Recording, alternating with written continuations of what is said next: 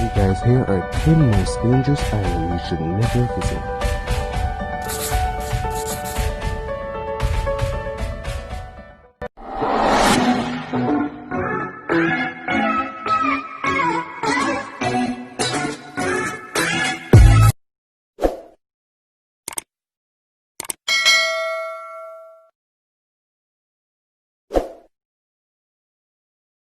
Don't want to be washed ashore. Reason? These islands aren't known for their wild party scenes and gorgeous beaches.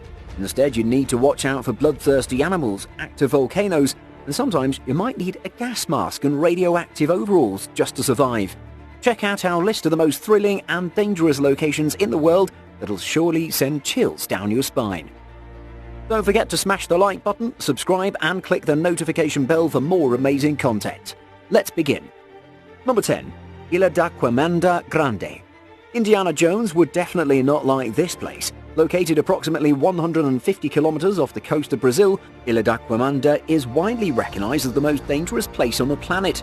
The reason for this is quite simple. This small isle is only 43 hectares and is home to thousands of golden lancehead vipers. Literally. Experts estimate that there are approximately 5 golden lancehead viper snakes per square foot of the island. These snakes are reported to be responsible for more deaths than any other snake in both North and South America.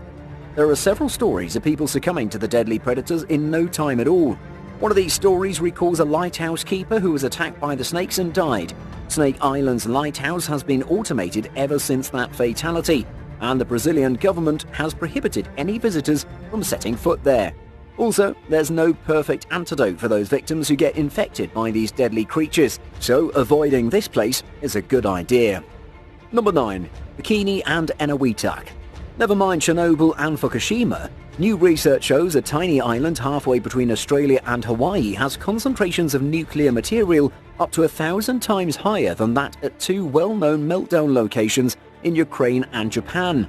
Following the end of World War II, the US government decided to test more radioactive weapons, so they chose Marshalls, a chain of islands between Hawaii and the Philippines. The first ever hydrogen bomb with the codename Ivy Mike was tested on Anawitak in 1951 to kick off a series of nuclear weapon testing that lasted more than a decade. The US tested more than 67 nuclear arsenals along with the world's largest ever hydrogen bomb, Castle Bravo, on Bikini Island in 1954. This H-bomb was 1,000 times more powerful than Little Boy, the uranium weapon that decimated Hiroshima. After the beginning of the military experiments, the local residents were repeatedly evacuated to the other islands. Since the early 70s, when the tests have already ended, several people have tried to return here. However, because of high contamination and radioactive levels, many of them fell ill and left immediately. So there's no permanent population, though it is projected to be safe for tenancy by 2027. Number 8. Grenada Island, Scotland. Even today there are seldom any visitors to this isle. And why? Because Grenada has effectively been a no-go zone for almost 80 years. Also known as Anthrax Island, the place was actually a top-secret location picked up by the UK government to test its destructive biological weapons during World War II. In 1942, Brit scientists were researching the possibility of using anthrax as a weapon. In the process, they transported 50 sheep to this remote isle off the Scottish mainland. The sheep were bombed with anthrax, and as expected, they all died within 2 weeks of exposure. It was not until afterward that the scientists soon realized they could not remove the anthrax disposal from the soil there. Thus, they put a 50-year ban on the isle. For many years, it was judged too hazardous and expensive to decontaminate the island sufficiently to allow public access. On 24th of April 1990, after 48 years of quarantine and 4 years after the application of decontamination solutions, the island was pronounced safe. Warning signs were removed. Still today, however, Grenada stands lonely and a little unloved given the darkness of its past. Number 7. Farallon Islands US. Native Americans called the Farallon Islands the Islands of the Dead, and the title is backed with newly released documents of geological surveys in the area. It's revealed that between 1946 and 1970, the sea around the Farallon Islands off the coast of San Francisco was used as a dumping site for radioactive waste. The study by the National Oceanic and Atmospheric Administration said at least 47,500 steel drums were discarded here, but their exact location and the risk they pose to the environment is unclear. It's also believed that attempting to remove them would cause more damage than leaving them untouched. However, over the decades, the ecosystem of the Farallon Islands began to slowly recover. For example, by the end of the last century, elephant seals and sea lions emerged here again. Every year, the number of animals on the island is growing exponentially, including great white sharks. So think twice before snorkeling here. Number 6. Ramree Island, Myanmar. Imagine you're part of a military force outflanked by the enemy on a tropical island, and the only way is to face the enemy troops closing in on you or to traverse a thick swamp filled with deadly crocodiles.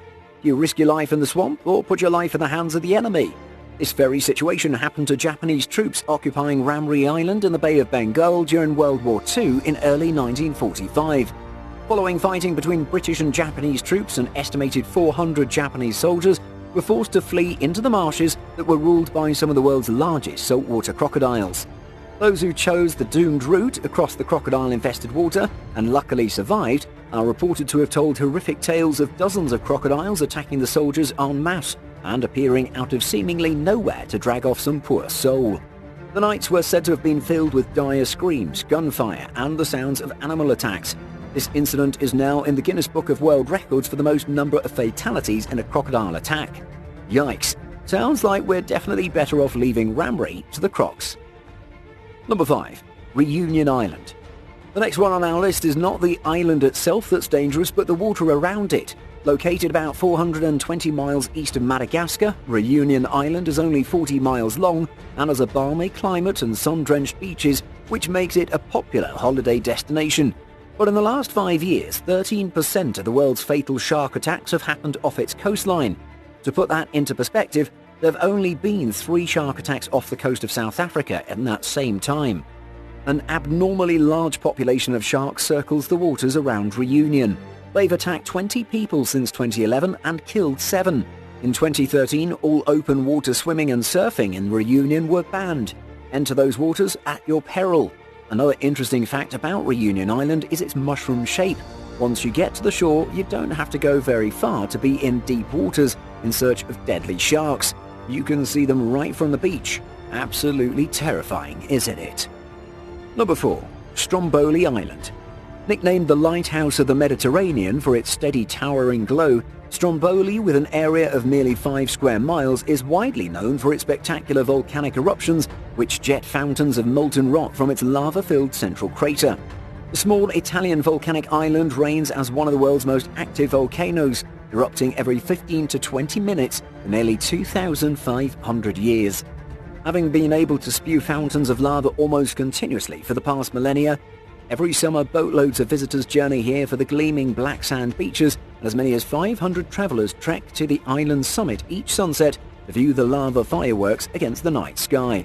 On occasion, 3 times in the last 100 years, there have been much larger explosions, the last of which occurred in 2003.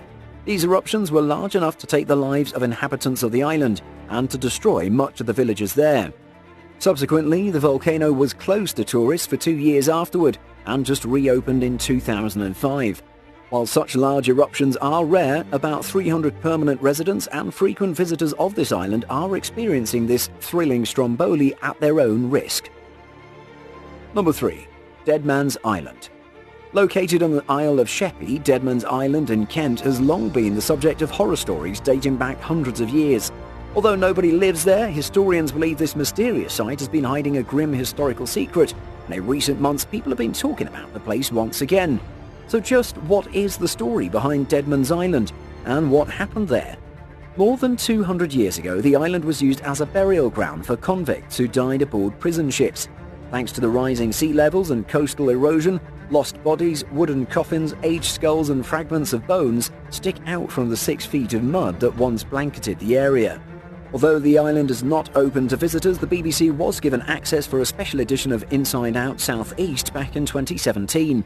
Director Sam Supple said at the time, "It's like being on the set of a horror film." Adding more to our fears, locals have also spurred ghostly folklore like seeing hounds with glaring red eyes that ate the heads of buried bodies, a skin-crawling atmosphere and open coffins that greet anyone who enters the island that's solely occupied by the dead.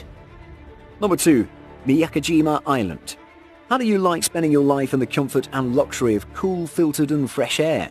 But what if somebody takes that away from you and places you in a town so intoxicated that you have to wear a gas mask all the time? Will you be able to survive? About 160 kilometers south of Tokyo, an island known as Miyakojima, the land rests atop an active volcano chain that's erupted 6 times in the last century. However, the danger isn't just from volcanic eruptions, but from the highest concentrations of poisonous gases, primarily sulfur, leaking up through the ground. In 2000, a mass evacuation was instituted due to extremely high levels of toxic gas in the area. An estimated 42,000 tons of sulfur dioxide per day was diffusing into the atmosphere. Following 5 years, no one was permitted to visit or reside the island. Though many of the residents were finally allowed to return back in 2005, they were essentially required to carry a gas mask at all times. If the air quality gets bad enough, the town turns into a masked, extraterrestrial-looking crowd of people, seemingly all attending the same themed costume party. But they're just normal people who've chosen to live on an island with one strict, strange rule. Sure, it might make for some weird wedding photos, but it doesn't make the wedding any less joyous. Number 1. Hawaii. Hawaii is oftentimes referred to as paradise on Earth, and no wonder why. Each year, about 7 million people from all over the world come to the islands just to enjoy the sun, the beaches, the rainforests, and the mountains. But what if we tell you that without volcanoes there would be no Hawaii? And at the same time, these volcanic eruptions are responsible for killing 280,000 people since 1500 in Hawaii's regions. Strange, isn't it? And what's more strange is recently geologists have revealed Hawaii's Puhahonu to be the largest and hottest shield volcano on Earth, twice the size of nearby Mauna Loa, which now bears the title of the second largest active volcano in the world. It last erupted in 1984, spouting lava down its eastern flank for 22 days. In 2018, Hawaii's Kilauea volcano made global headlines as it embarked on a month-long eruption. Lava spewed more than 100 feet in the air and flowed like water, forming deadly rivers that inundated local communities and cost millions of dollars in damages and lost tourism. The fiery rampage earned Kilauea the top slot in the US Geological Survey's 2018 rankings of the most dangerous volcanoes in the US. Thank you so much for watching, and if you enjoyed the video, please let me know by clicking the like button. Do